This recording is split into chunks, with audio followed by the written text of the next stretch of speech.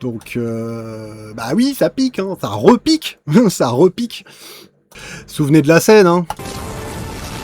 Grosse torchasse sur le marché, gros effets spéciaux. Ah, on en est là. On va attendre que la poussière redescende et on va taper dans le bottom. Donc truc encore plus dingue. Ouais, j'ai encore pire. J'ai encore pire sous la main. Sur notre grille d'héliocausalité, oui, la 78 qui approchait, pas mal le signal. Il est en train de... Il le boit. La 78, elle boit le signal numéro 75, là. Donc, alors, ça veut dire plusieurs choses, là. On peut retarder de plusieurs jours le bottom encore. Donc là, ça devient un combo vraiment très puissant. Mais alors vraiment très dangereux, là. Alors vraiment très dangereux. Parce que le Discovery, il est peut-être juste en train de commencer, là, au sud. Donc ouais, la 75, c'était quand même joli. Ça ressemblait à c'est une classe 3. Donc on a un signal léger, modéré et puissant. C'était puissant, renforcé. Mais là, on a de la Big Bertha, de la vraie. Là, c'est une vraie Bertha. Et on en avait 3. Là, j'en vois 2, là. Mais on en avait 3 comme ça, qui approchaient. Et on était à l'aube du crash FTX, hein. On était à l'aube du crash FTX. Et je vous l'avais fait, hein, les 3 grosses Bertha. C'est les 3 plus gros signaux d'achat que j'ai vus depuis des années. Ils ont eu lieu. On les a vus apparaître. Comme ça, là. Hein. Comme ça, on les a vus apparaître. 2-3 jours avant FTX. On les suivait depuis... on suivait ce qui est en train d'arriver, là, depuis quelques jours. Mais voilà, 3-4 jours avant FTX, nous, on était au courant. Voilà. On voyait des grosses Bertha arriver comme ça, puis on se disait, oula, on se frottait les mains.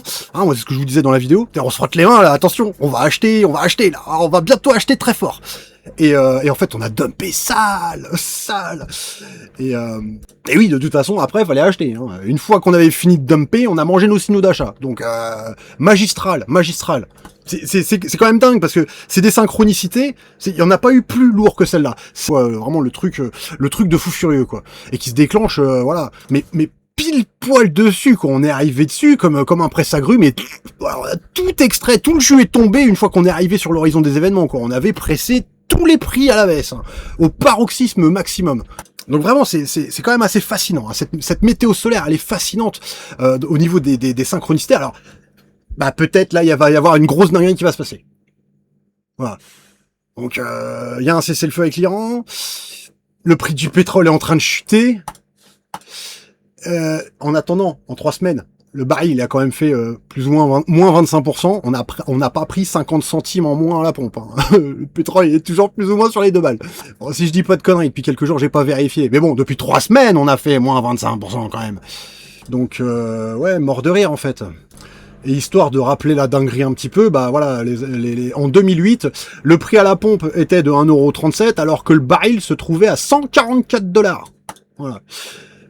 Et nous, à cette heure-ci, à cette heure-ci, il est à 75 $. Bon, ça remonte un petit peu, mais il est à peu près à 76 $. Et le prix à la pompe, on est encore proche des 2 balles. Donc voilà. Ça, c'est des bonnes douilles, hein. Ça, c'est des bonnes douilles. À coup de cric à chaque fois, hein. À chaque fois. Rappelons que bon, on tournait sur les stocks stratégiques. Mais quand on a pumpé ici, là, sur les prix au baril, on a fait pumper le prix des stocks stratégiques. Stocks stratégiques accumulés précédemment. Hein. Donc, vendus dans tous les cas. On est des pigeons, mais au niveau stratosphérique. Donc ouais, pénurie, je sais pas quoi. Non, il y avait pas de pénurie. Hein. Il y avait pas de pénurie. Les prix étaient montés parce que bon, le conflit, tout ça. Mais non, on n'avait pas de pénurie. Les Américains avaient pas de pénurie. Quoi. Ça déglinguait les réserves stratégiques et puis c'est tout. Quoi. Mais les réserves stratégiques ont pris en prix très fort d'un coup. Elles ont pas été achetées. Là. C'est putain. Ouais, on nous prend pour des caves, c'est incroyable. Ouais, vous connaissez la réplique, hein. Jusqu'ici tout va bien, mais l'important c'est pas la chute, hein. Ça va être l'atterrissage. Donc ouais, en parlant d'atterrissage, il y a une possibilité, c'est que voilà, là on a notre premier signal, c'est un classe 3, hein, un beau classe 3. Voilà. Et on compte pas les petits shrapnels, les classes 2, les trucs comme ça. Là, on se concentre uniquement sur les gros signaux. Entre deux, ce qui se passe, on s'en fout. Et là, on va avoir la méga Bertha.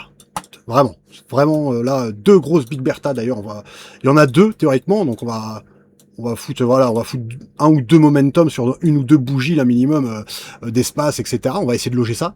Mais voilà, ça va pas être qu'une seule bougie. Hein. Vu la gueule du momentum, ça va être 2-3 bougies H4. Ça va être pareil qu'il va falloir acheter comme des Mongols. Et théoriquement, si on continue à chuter encore, et puis encore, et puis encore, et puis que là, on va aller chercher notre bottom bien plus tard, parce que là, il nous reste encore des jours, hein. Voilà, avant que ça arrive. Il nous reste là la 78, déjà la 75, je vous ai dit un jour, 2 jours, bon là, il nous fallait 2 jours en fait, là, on est peut-être à 5 jours avant de trouver le véritable bottom sur la 78, parce que là, c'est un signal d'achat qui est encore plus lourd que la 75. Vous voyez? Donc, un aimant au sud encore plus puissant. N'oubliez pas, chaque fois je vous le redis ça. Dans le principe, on peut dire aussi qu'une tache solaire est un aimant au sud. Voilà.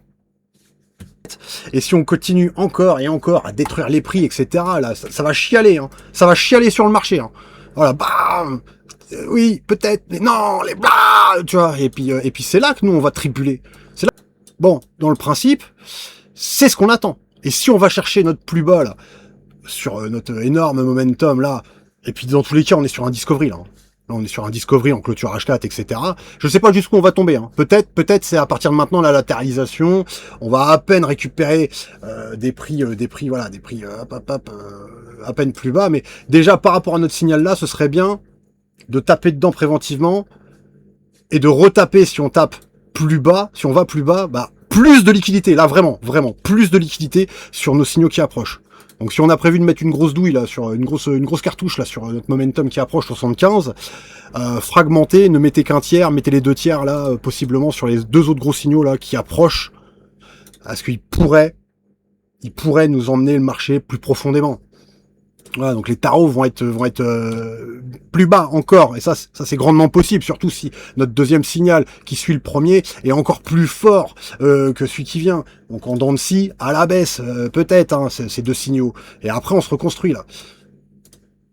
Après, comme je vous dis, on va voir. On n'est pas massivement orienté à la baisse, par contre on est massivement orienté promotion. Alors est-ce que c'est là les promotions? Est-ce que bon, on est dans un range de réaccumulation, on le comprend pas, on croit qu'on va péter un étage de fou, on joue avec nous, on mange nos signaux encore et encore, là en dents de scie, légèrement à la baisse, mais c'est tout, et hop, et on aura fait notre grand range là, avec une petite déviation ici, là, qui nous aura été donnée par notre augure, et puis c'est bon, let's go, ça repart. Sinon, voilà. Et quelque part, là, il y a un scénario crash mondial qui pourrait arriver. Voilà. Avec des signaux pareils, oui, c'est possible que ça déclenche, là, déjà, dès maintenant, ça déclenche la causalité des problèmes. Voilà. Attendez, je remets, hop. Voilà. Et que, bah, au final, là, nos grosses Bertha, là, bon, elles vont faire aimant. Voilà, comme c'est prévu, hein, elles vont faire aimant, et très fort. Et puis là, on va schlag au sud, mais genre, vénère, quoi. Et là, c'est direction les 52 000, moi, je pense quelque chose comme ça. On a qui parlent des 55 000, il y en a qui parlent des 48 000, 50 000, moi j'ai envie de dire 52 000, plus ou moins par là, c'est parfait si on a vraiment une méga déchirure et enfin un nouveau drawdown qui nous emmènera à 52 000, un peu moins de moins 60%, on sera à moins 58% en fait, top bottom, hein. C'est complètement cohérent encore hein, d'aller jusqu'à 52 000. Hein. Moins 50 000, c'est top bottom, moins 60%. Donc le dernier cycle, on a fait moins 77, hein. C'est tout à fait possible d'aller jusque là. Hein. Point barre. Donc quoi dire, sur le scénario, c'est particulier, mais tout est dit en fait. C'est très simple maintenant, on est sorti de notre momentum de baisse, donc on n'est pas forcément obligé d'envoyer une purée là comme on a fait, hein, dès qu'on est entré dedans, là le paroxysme, plus ou moins il était là, hein, le paroxysme en gros, on était entré dedans, on est sorti là après, comme je vous ai dit, et après en sortie, bon il y a rebond un peu, tu vois, mais voilà. On a mangé le paroxysme de la puissance baissière pendant notre paroxysme d'alignement. Il est quand même assez particulier, hein, c'est pour ça que je mets des rectangles comme ça, parce qu'on peut pas essayer de choper, de timer 1 ou 2 bougies maximum, tu vois, ou une bougie. Pour les alertes de volatilité, c'est toujours une bougie, c'est même une bougie M15, hein, voire une bougie M5. Hein. On peut la loger dessus. Hein. Donc c'est pour ça que je vous dis surveillez les alertes de volatilité, éruption solaire, etc.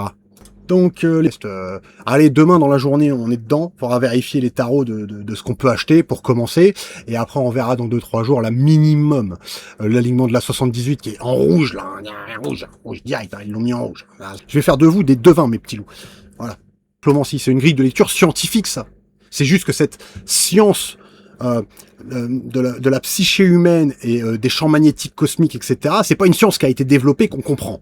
Pour moi, c'est ça. Donc on appelle ça un peu de la métaphysique, tout ça, mais pour moi c'est très scientifique ce qu'on est en train d'observer là.